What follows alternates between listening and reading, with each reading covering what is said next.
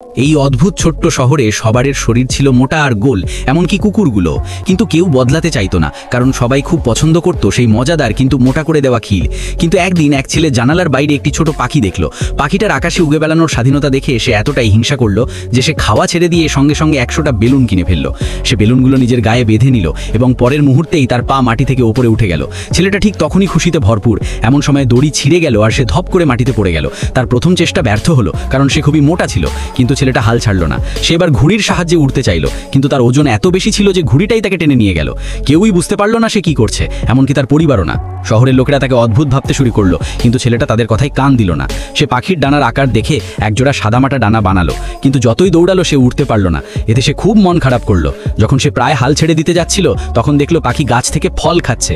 সেখান থেকেই তার মাথায় একটা আইডিয়া এলো। সে কিছু ফল পেড়ে বাড়ি নিয়ে গেল। ভাবলো যদি সে পাখির খাওয়া জিনিসটাই খায়, তাহলে হয়তো সেও উড়তে পারবে। তাই সেদিন থেকেই ছেলেটা মোটা করে দেওয়া ক্ষীর খাওয়া ছেড়ে দিল আর প্রতিদিন ফল খেতে লাগলো। সে নিজের ডানাগুলোও ঠিকঠাক করে রাখলো।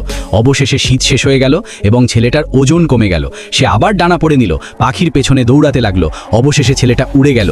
যারা আগে তাকে নিয়ে হাসাহাসি করত, তারাই এখন ঈর্ষা ভরা চোখে তাকিয়ে রইল। নিজের আত্মবিশ্বাসের জোরে ছেলেটা শেষ পর্যন্ত নিজের স্বপ্ন পূরণ করলো।